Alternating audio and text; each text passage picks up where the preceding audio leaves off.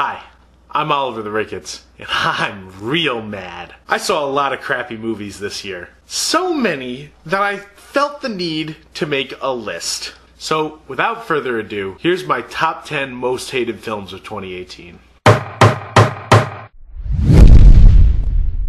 Before we get started, I'm going to throw out a general disclaimer. I have a feeling most people probably like a lot of the movies on my list. In fact, I know that. A lot of these movies were very well reviewed, but that doesn't change how I feel about them. If a movie made this list, it disappointed me in some way and it let me down. Kicking off my list at number 10 is Natalie Portman in Annihilation. It's making something new.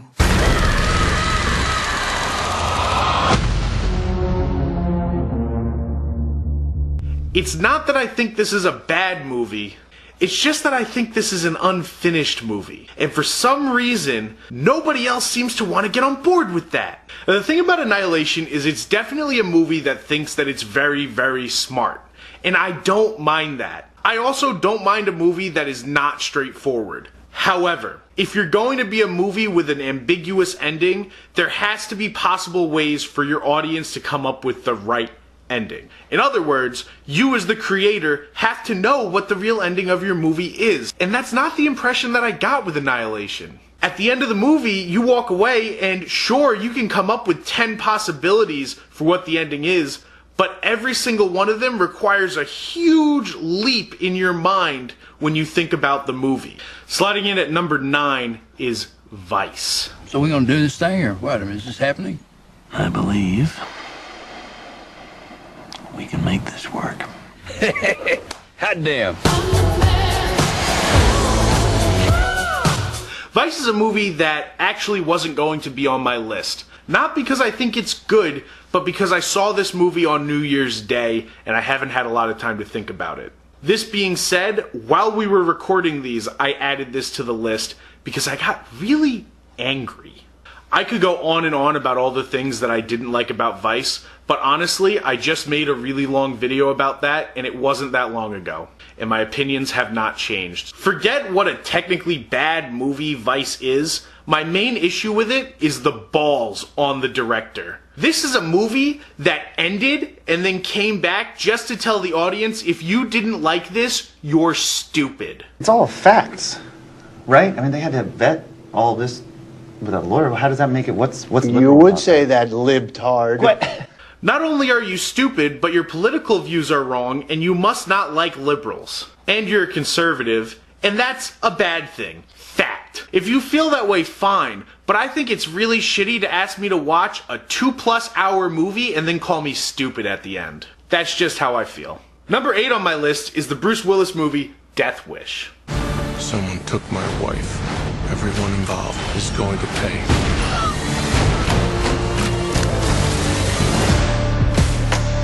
You look much better getting out socializing.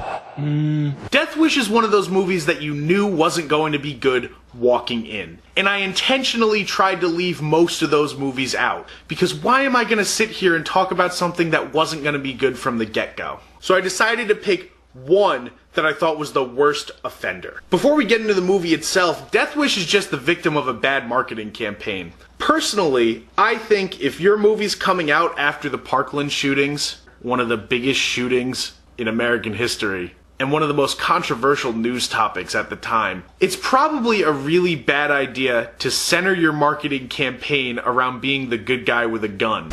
You're cocked, locked, and ready to rock. I'll say. That doesn't really have to do with the movie itself, but as someone who appreciates a good marketing campaign and the business behind movie making just as much as real movies, to me it seemed like very poor timing and a titch insensitive. On top of all this, there's no original idea in this movie, and some of the kills are flat out ridiculous. At one point, Bruce Willis sets off a mouse trap that drops a bowling ball on a guy's head, and that's one of the biggest kills in the movie. There's a shot in this movie where a guy's neck breaks and you see the bone protrude out of his skin. It's not pretty. It doesn't feel like that kill and the kill with the bowling ball should even exist in the same genre of movie, let alone the same film. However, the most frustrating thing about this is that there's a sequence in the movie that is so good that I honestly think about it all the time. And it's so fun and so different, and it caught me so off guard. And it's like the definition of a good action sequence in a really fun action movie. If the movie has the ability to do a scene that fun at the drop of a hat, there's no excuse for the rest of the movie being so dull and so disgusting. Number 7 is actually a film from a franchise that I really, really love, but not directly. Fantastic Beasts: The Crimes of Grindelwald, a Harry Potter spin-off.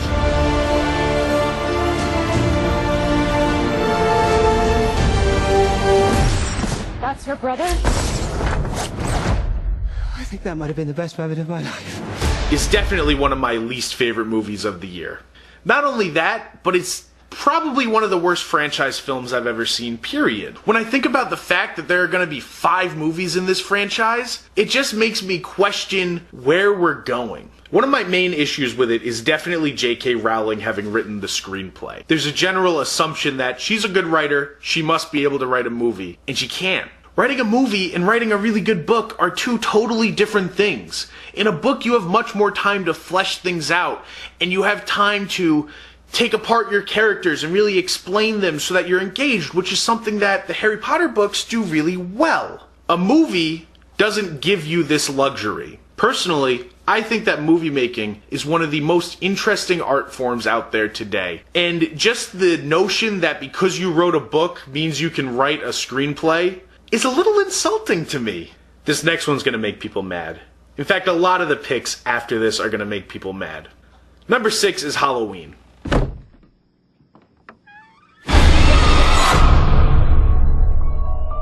Listen, before you start in on me, I know how well received this movie was. People blow this movie with a capital B.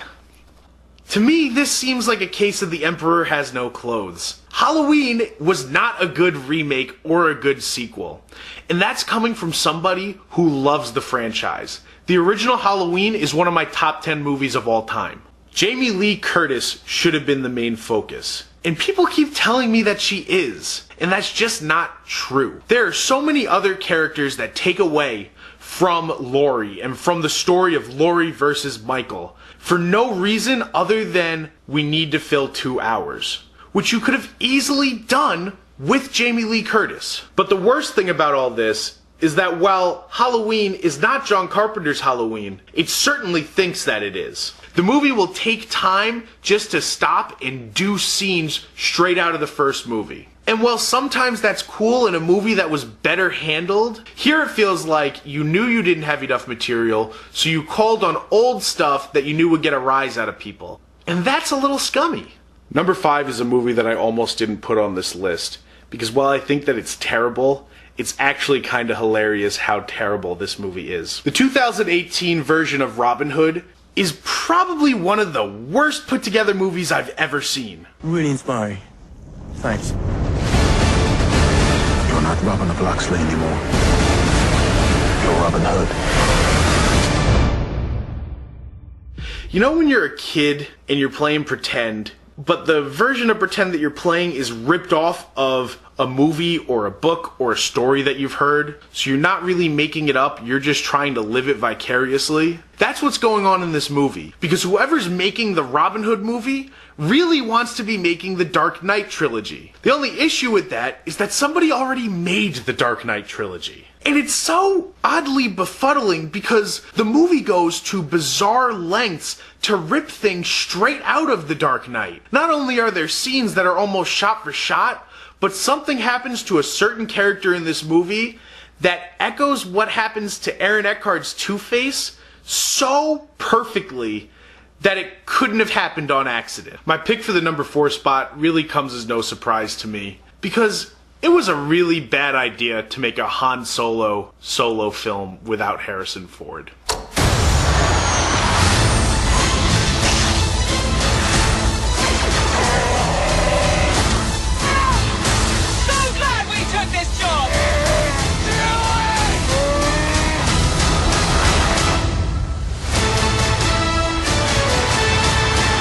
That's why my pick is Solo, a Star Wars story.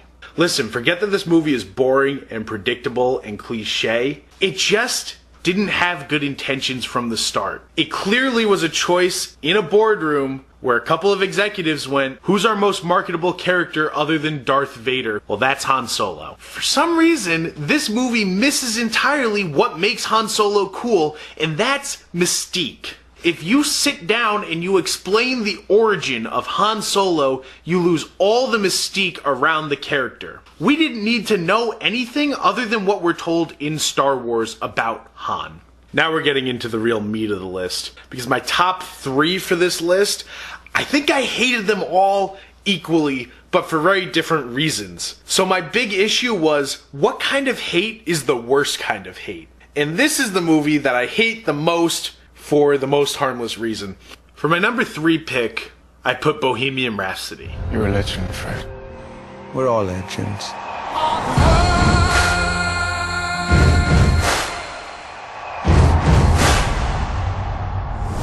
I'm fully aware of how much people like this movie, and I really wanted to be one of them. And I know that Rami Malek just got a whole bunch of Golden Globes, and I know how much money this movie made. So maybe I'm just missing something, but I don't think so. I think my main issue with this movie is that it plays like you're reading an expose about Queen rather than being a movie about Queen. Every person sounds like the same person doing a summary of a real conversation. The only good parts of this film are the parts where Rami Malek is being Freddie Mercury on stage, which is all well and good until you think about the fact that there are countless videos of Freddie Mercury performing on stage that are just going to be better than Rami Malek doing it, especially when the movie imitates the exact same camera work, because now I'm not getting anything new.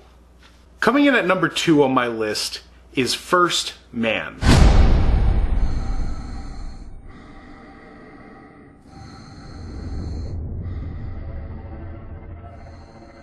I think this is definitely a movie that people wanted to like because the cool thing to do right now is like Damien Chazelle. But let me tell you something. I fucking hated La La Land. So already I'm going in with a bias, even though Whiplash is a masterpiece.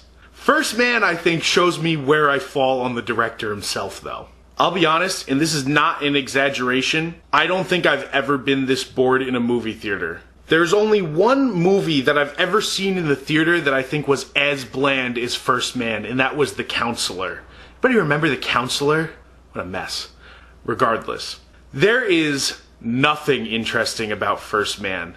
And that's really unfortunate because the movie is 3 hours long, where you're hoping for something kind of fun, something about space travel, like Apollo 13, or something about science and something educational but also entertaining like The Martian or Hidden Figures. This movie gives you neither of those things. As it goes along, you actually start to think that there might be some kind of deeper meaning or a metaphor here, and maybe there is, but if so, it is buried in there real good because, you'd be hard-pressed to find it. Honestly, the movie is 3 hours long, and if you went out and bought it, it would cost you anywhere from $18 to $22. So let me save you the time and the money. I'm going to reenact First Man right now in a span of 2 minutes.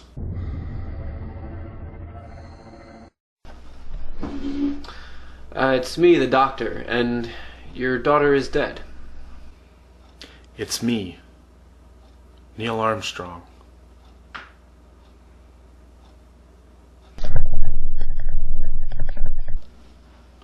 The only source of joy in my life is now the moon. It really is beautiful up there.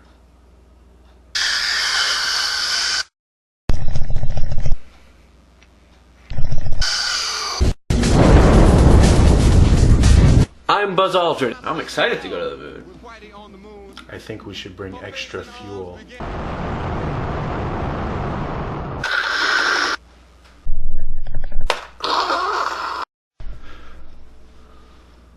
I'm gonna throw a bracelet in a ditch. Before we jump into my number 1 pick for the worst movie of 2018, I gotta throw you some honorable mentions. Because while there's 10 movies that I distinctly hated the most, there were a lot of crappy movies out this year. Here's a couple of them. So does everybody. Shit happens. Get the whiskey.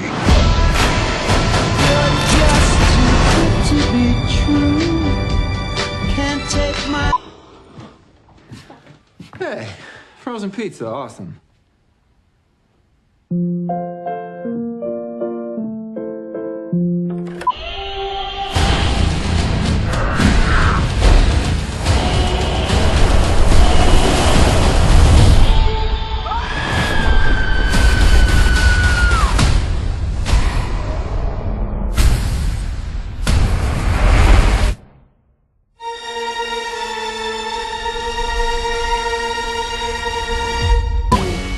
Is it genetic? Are the whole family like this? Literally.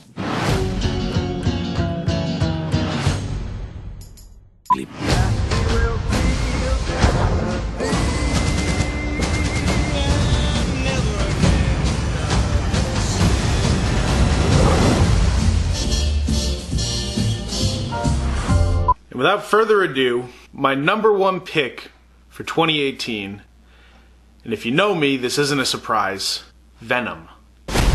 We are Venom.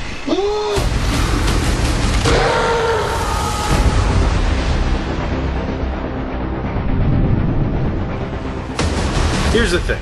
I don't think that Venom is the worst movie on this list, but it does have the worst baggage. I'm not saying you can't make a Spider-Man spin-off without Spider-Man, but the Venom saga with Spider-Man is just one of the most interesting stories in the Marvel Universe. Now we're either never going to see it on screen, or we won't see it for like another generation, and that's really sad. On top of that, the fact that this movie made as much money as it did means we're definitely getting a Sinister Six movie with no Spider-Man as well.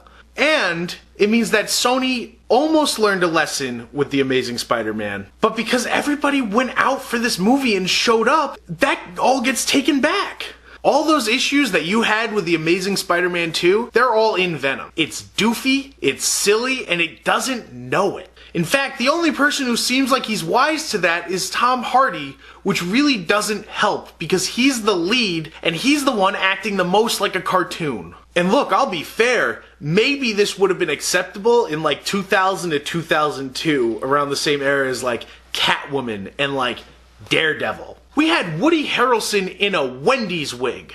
People talk about the action in this movie, but the problem is you can't even see the action because they gave it a PG-13. So what was the point of doing this whole thing anyway? Of course, it also doesn't help that in the same year they put out this stinker. Sony hit a home run with Spider-Man Into the Spider-Verse, which proves they know the right thing to do. They're just choosing not to do it. But, and I feel like such a jerk saying this, I think the absolute worst thing about Venom is the way people act about it and how much people like it. It's just such a big headache. Because so many movies this year that came out were bad, but I think people just wanted them to be good and therefore act like they're good. And this isn't a good trend because what happens when we do that is that studios learn that they don't have to make good movies. People will go and throw money at whatever they put out. I don't know. That's just how I feel about it. Listen, on a lighter note, a lot of great movies came out this year. In fact, I made a whole list of my top 10 movies of 2018. I'll leave the link to that down below. Also, if you want to see more thoughts on bad movies, my friend Jeremy made a list of his top 10 most hated, and my girlfriend Brittany made another list of her top 10 most hated.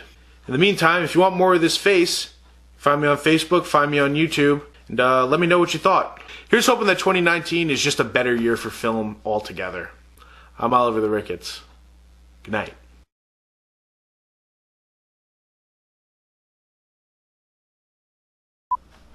Annihilation, more like fucking annihilate my brain. I want to go watch Predator again. You're gonna reenact the movie. I'm gonna do that in a minute. If you reenacting the movie or not. Can you come over here and be Buzz Aldrin? You see what that looks like, right? Because it's not gonna work.